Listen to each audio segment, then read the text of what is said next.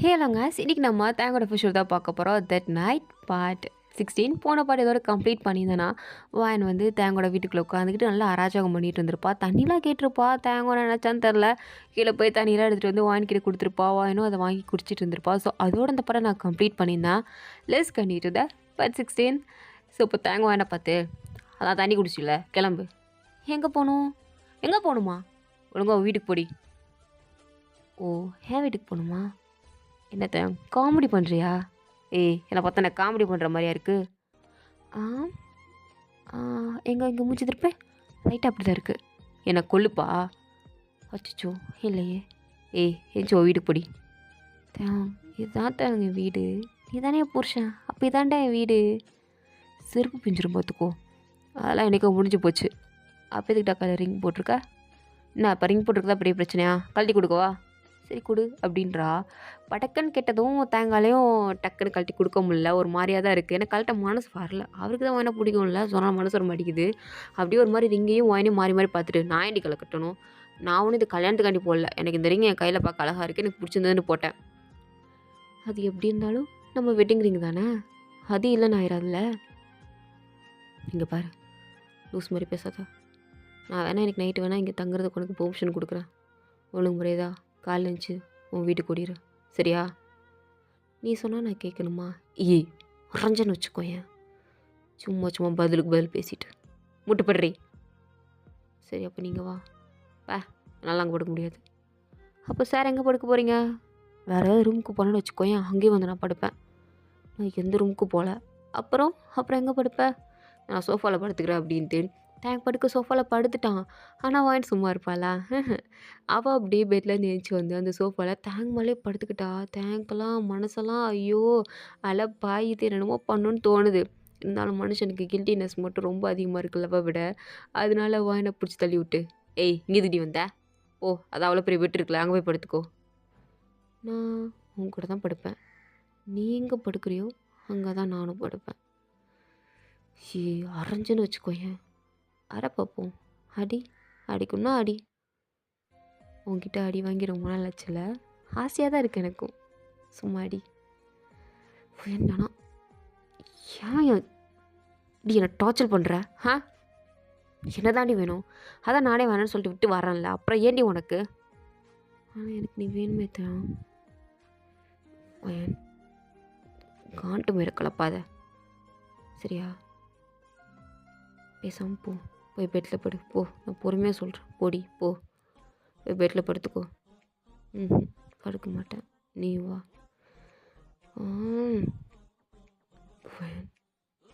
சத்தியமாக சொல்கிறேன், நீ இப்போ நான் சொல்கிறத நீ எப்படினாலும் எடுத்துக்கோ. அது எனக்கு எப்படி சொல்கிறதுன்னு தெரில. நீ எப்படி எடுத்துக்கிட்டாலும் பரவாயில்ல.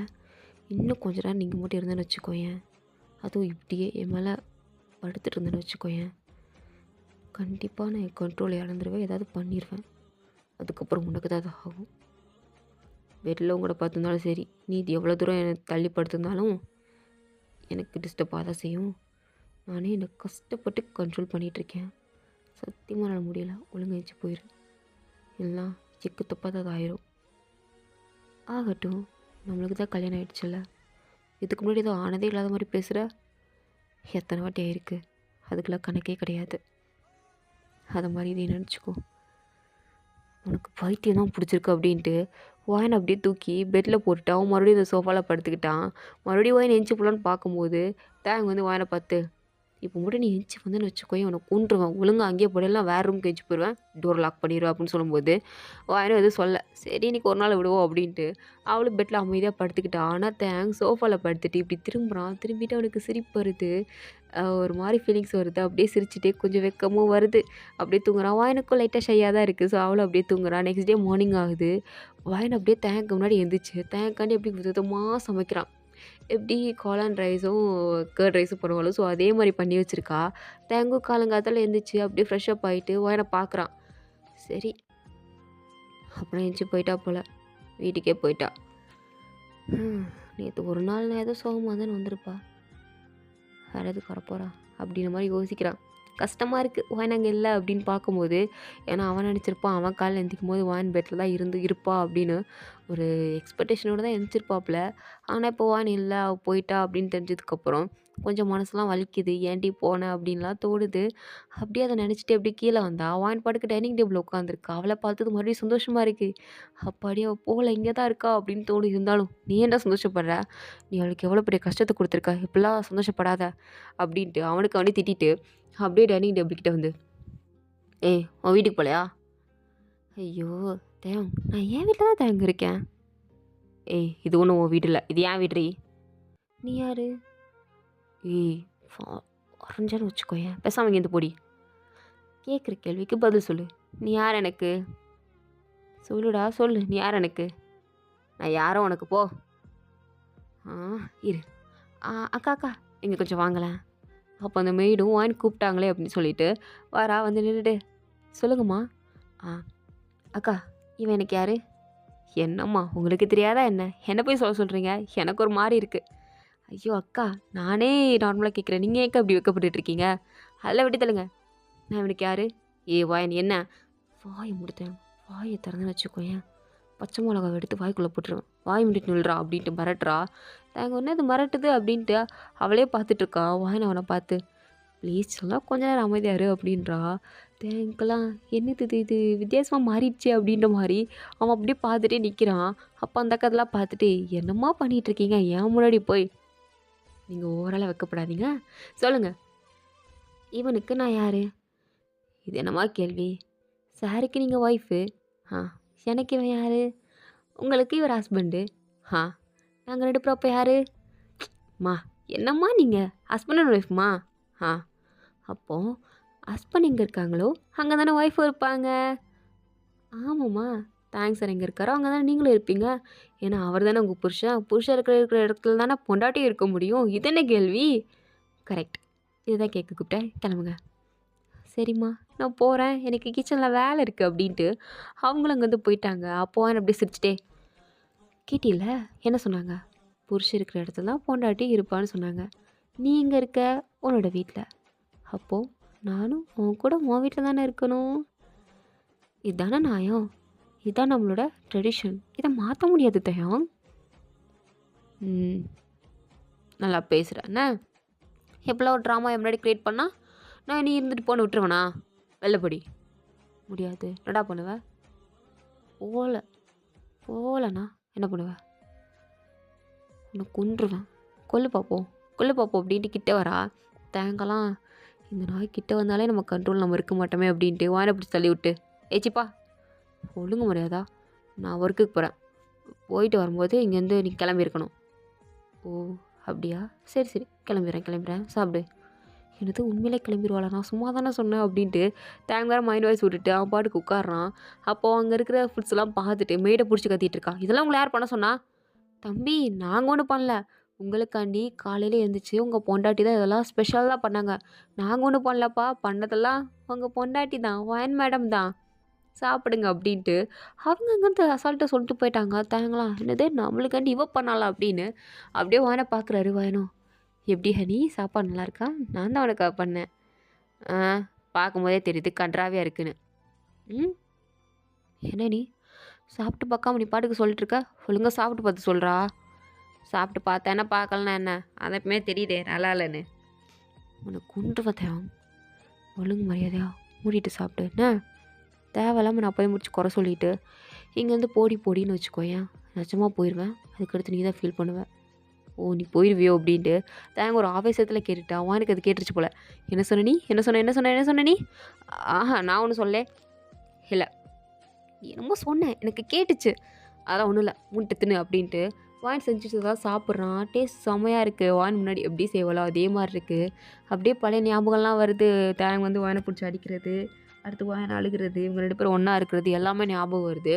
அப்போது நான் பண்ணது தப்பு தானே அப்படின்ற ஒரு கில்ட்டினஸ் வந்து இன்னுமே தேங்க் இருக்குது. அதுலேருந்து வெளில வர முடியல, அதுக்கு தான் கஷ்டப்பட்டுட்ருக்கான். சரி சொல்லிவிட்டு சாப்பிட்டுட்டு அங்கேருந்து கிளம்பி போகும்போது வாயன் வந்து கூப்பிட்றா தேங்க அப்படின்னு. தேங்கும் திரும்பி பார்க்குறான். என்னடி என்ன வேணும்? இங்கே கொஞ்சம் வாயேன். எதுக்கு வரணும்? அதெல்லாம் வர முடியாது. சரி நான் கூப்பிட்டா வரமாட்டேன், நானே வரேன் அப்படின்னு கிட்ட வரா. கிட்ட வந்து தேங்க பார்த்து, இது என்ன டை யாராவது இவ்வளோ கன்றாவே கட்டுவாங்களா? ஏன் தேங் நீ மட்டும் லூஸ் மாதிரி இருக்க? இப்படி டைய கட்டிட்டு போகிறேன். இரு நானே உனக்கிட்ட கரெக்டாக கட்டி விட்றேன் அப்படின்னு அவளே அப்படியே பர்ஃபெக்டாக கட்டி விட்றா. தேங்க் அப்படியே வாயின் கொஞ்சம் க்ளோஸாக வரதை பார்த்ததும் மைண்டு கொஞ்சம் டிஸ்டர்ப் ஆக தான் செய்யுது. அப்படியே வாயினே கண் பார்வை எடுக்க முடியாமல் பார்த்துட்ருக்கான். வாயினும் அந்த டையை அப்படியே டைட் பண்ணி விட்டுட்டு தேங்க அப்படியே ஒரு மாதிரி பார்க்குறா. தேங்கும், என்ன எதுக்கு இப்படி பார்க்குற? இப்போ எங்கே போகிற? வேலைக்கு போகிறேன்டி. எல்லா ஹோட்டலுக்கு ரெஸ்டாரண்ட்டுக்கெலாம் போய் பார்க்க வேணாமா? நான் வேறு ஒரு வாரமாக போகல. என்ன நிலமையில இருக்குதுன்னு தெரில. போய் எல்லாத்தையும் பார்க்கணும்ல, அதுக்கு தான் போகிறேன். போயிட்டு எப்போ வருவேன்? ஏன் உனக்கு எப்போ வரணும்? நான் வேணா ஹோட்டலுக்கு வேலைக்கு வரவா? அதெல்லாம் நீ ஒன்றும் வர வேண்டாம். இல்லை நான் வருவேன். உன் இஷ்டம், எனக்கு தெரியாது. அப்படியா? ஏன் இஷ்டமா? நிச்சயமாவே வா. ஏய் ஒழுங்காக தள்ளி நில்றி. இவ்வளோ க்ளோஸாக நின்றுட்டு போங்கிட்டு தள்ளி நில்லு. முடியாது. என்ன பண்ணுவேன்? பாருவேன் உன்ட்ட மறுபடியும் சொல்ல முடியாது.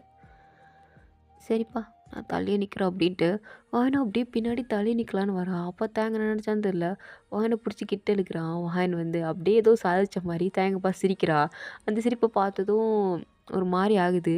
கிஸ் பண்ணணுன்னு தோணுது. இருந்தாலும் இவ ஏதாவது நினச்சிப்பாளோ, இவளை ஏதாவது நான் இவளை தான் லவ் பண்ணுறேன் அப்படின்னு நினச்சிட்டு எதாவது பண்ணிடுவாளோ. பட் உண்மை தான், இருந்தாலும் எதாவது பண்ணிடுவாளோ, நம்ம இவளை பிரிய முடியாமல் இருந்துருவோம். அப்போ நம்ம எப்படி தப்பு பண்ணதுக்கெலாம் சரியாக இருக்கும், நம்ம எவ்வளோ கஷ்டப்படுத்திருக்கோம் அப்படின்னு நிறையா தாட்ஸ் வந்து ஓடிக்கிட்டே இருக்குது தேங்கோட மண்டைக்குள்ளே. ஆனால் வாயனுக்கு வந்து பொறுமை இல்லை. அவள் பாட்டுக்கு தேங்காய் பிடிச்சி அப்படியே லிப் கிஸ் அடிக்கிறா. அவள் கிஸ் பண்ணதும் தேங்காயை கண்ட்ரோல் பண்ண முடியல. அவனும் கிஸ் பண்ண ஆரம்பிக்கிறான். இப்படி 2 பேரும் மாறி மாறி அப்படியே கிஸ் பண்ணிகிட்டு இருக்காங்க.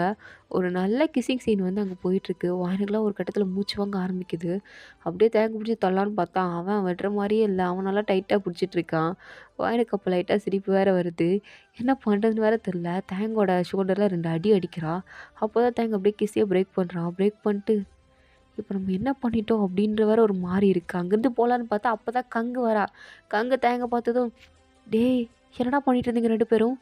கிஸ் பண்ணிட்டு இருந்தீங்களா? அப்போ நீங்கள் 2 பேரும் என்ன பிரேக்கப் பண்ணலையா? அப்படின்ற மாதிரி அவள் பார்த்துட்டு இருக்கும்போது தேங்கலாம் ஆச்சி மூடிட்டு போ அப்படின்ட்டு அவன் பாட்டுக்கு வாயனோட மூஞ்ச கூட பார்க்காம காரில் அப்படியே ஏறிக்கிறான். வாயன் வந்து டாட்டா காமிச்சிட்டு இருக்கா. ஆனால் தேங்க மதிக்கவே இல்லை. சல்லி பைசா கூட மதிக்கலை. இருந்தாலும் பரவாயில்ல நான் கட்டுவேன் அப்படின்ட்டு விடாமல் காமிச்சிட்டு இருக்கா. ஆனால் தேங் வந்து அதை பார்க்காமலாம் கிடையாது. மிரர் வழியாக அதை பார்த்து சிரிச்சிட்டு போயிட்டே தான் இருக்கான். அப்போ கேங் சும்மா இல்லாமல் வாங்கிக்கிட்ட வந்து, என்ன திருப்பி இங்கே வந்து ஒட்டிக்கிட்டு போல வெக்கமே இல்லாமல்? ஐயோ என்னம்மா என்னம்மா பிரச்சனை உனக்கு? என்ன வேணும் உனக்கு? காசுலாம் இல்லை கிளம்பு. ஓ என்னை பார்த்தா உனக்கு என்ன பிச்சைக்காரி மாதிரி இருக்கா? இரு ஒரு நிமிஷம் அப்படின்ட்டு வாயின் அவ கிட்டே வந்துட்டு அப்படியே மேலே கீழேயும் பார்த்துட்டு, லைட்டாக பார்க்க அப்படிதாம்மா இருக்க. சொன்னால் மனசு கஷ்டப்படுவேன்னு தான் இத்தனை நாள் சொல்லாமல் இருந்தேன். பட் இன்றைக்கி எனக்கே உன்னை பார்க்கும்போது ரொம்ப பாவமாக இருந்ததா. சரி இதுக்கடுத்து சொல்ல இந்த பிள்ளை பைத்தியம் பிடிச்ச மாதிரி தெரியும் அப்படின்ட்டு நானே சொல்லிட்டேன். பார்க்க லைட்டாக என்ன ரொம்பவே பிச்சைக்காரி மாதிரி தான்மா இருக்கேன். உனக்கு என்ன திமிரு அதிகமாகிடுச்சா? என்னை பற்றி எல்லாம் தெரியாமல் பேசிகிட்டு இருக்க. தேங்க ஒன்றெல்லாம் மறந்து ரொம்ப நாள் ஆச்சு. ஓ அப்படிங்களாங்க, என்னை மறந்துட்டாரா? சரிங்க அது ஏன் பிரச்சனைங்க, நான் பார்த்துக்கிறேங்க. நீங்கள் மூடிக்கிட்டு கிளம்புங்க சரிங்களா? முட்டு பொடி அப்படின்ட்டு வாய்ப்பாட்டுக்கு அசால்ட்டாக பங்கம் பண்ணிவிட்டு அங்கேருந்து போகிறா. ஆனால் கங்கு சும்மா இல்லை. அவள் பாட்டுக்கு வீட்டுக்குள்ளே வந்து மேட்க்கெலாம் அதிகாரம் பண்ணிகிட்டு இருக்கா. இல்லை ஜூஸ் எட்டு வாங்க, காஃபி எட்டு வாங்க, அதை எட்டு வாங்க, இதை எட்டு வாங்கன்ட்டு வானிக்கு இதை பார்த்து செம்ம காண்டாகுது. அப்படியே கிட்ட வந்து, என்ன மோஷத்துக்கு பேசிகிட்டு இருக்க? ஜூஸ் எட்டு வந்தால் காஃபி வேணுன்ற, காஃபி எட்டு வந்தால் டீ வேணுன்ற, டீ எட்டு வந்தால் மில்க் ஷேக் வேணுன்ற, என்ன நினச்சிட்டு இருக்க? அச்சோ வயன் நான் உன்கிட்ட கேட்கலம்மா, நான் கேட்டது மேட்ஸ் கிட்ட. ஓன்ட்டல்ல. ஓ ஏன்ட்ட இல்லையா? ஆனால் கங் நீ ஒரு விஷயத்த நல்லா புரிஞ்சுக்கணும். எனக்கும் தேங்கும் இன்னும் டிவோர்ஸ் ஆகலை. நானும் தேங்கும் இந்த வீட்டில் ஒன்றா தான் வாழ்கிறோம். இது என் புருஷன் வீடு. இந்த மெய்ட்ஸ்லாம் எங்களுக்கு மட்டும்தான் சேவ் பண்ணுவாங்க. 3வது மனுஷன் நீ. உனக்கெலாம் இதுக்கடுத்து நீ என்ன கேட்டாலும் அவங்க கொடுக்க மாட்டாங்க. ஏன்னா நீ யாருனே தெரியாது. இந்த வீட்டுக்கு நீ சம்மந்தமே இல்லாதப்போ உனக்கு எப்படி எல்லாத்தையும் தூக்கி கொடுக்க முடியும்? ஸோ என்ச்சு வெள்ளப்போ. வயன் நீ என்கிட்ட திமுறா பேசுகிறியா? என்கிட்ட பேசுகிறியா? ஏன் தெரிலையா அவன்கிட்ட தான் பேசுகிறேன்னு? புத்திட்டிங்க ஏதாவது போயிடுச்சா என்ன? அச்சோ எனக்கு ஒன்றும் போகல வயன், உனக்கு தான் போயிடுச்சு. ஏன்னா இன்னும் கொஞ்சம் நாளில் எனக்கும் தேங்கும் தான் கல்யாணமே நடக்க போகுது. அது தெரியாமல் நீ என்ன லூசு மாதிரி பேசிகிட்டு இருக்க இந்த வீட்டில் வேற உட்காந்துக்கிட்டு. ஐயோ சச்சே, நினச்சா எனக்கு ரொம்ப பாவமாக இருக்கு வயன். அப்படியாக்காங்? ஆனால் எனக்கு என்னமோ ஓனாலுமே நினச்சாதான் ரொம்ப பரிதாபமாக இருக்குது. எப்படி சொல்கிறது, சொல்கிறதுக்கு வார்த்தையே இல்லை. இந்த மாதிரி நிலமை அச்சோ யாருக்கும் வரக்கூடாது. கண்டிப்பாக எனக்கு நல்லா தெரியும் தேங்கனை கல்யாணம் பண்ண மாட்டான்னு. ஸோ தேவையில்லாமல் இங்கே கொளுத்தி போடுற வேலையை விட்டுட்டு உருப்படி அதாவது 4 வேலையை பார்த்து காசு சம்பாரி. சரியா? நான் சொல்கிறது புரியுதுல்ல? ஆ புரிஞ்சுக்கோ. பார்த்து பார்த்து வெளில போ. வாசல் அந்த பக்கம் இருக்குண்ணே, அந்த பக்கமாக போ அப்படின்ட்டு வாயெல்லாம் செம்மையாக கிண்டல் பண்ணி அனுப்புகிறான். மேட்ஸ்க்குலாம் ரொம்ப குளு குளுன்னு இருக்குது. ஸோ இதோட இந்த பாட்டு வந்து கம்ப்ளீட் ஆகுது. தேங்க் ஃபார் வாட்சிங். எனக்கு பிடிச்சா லைக் பண்ணுங்கள். ப்ளீஸ் முதல்ல சப்ஸ்கிரைப் பண்ணுங்கள். ஓகேங்களா? Tata bye, see you later.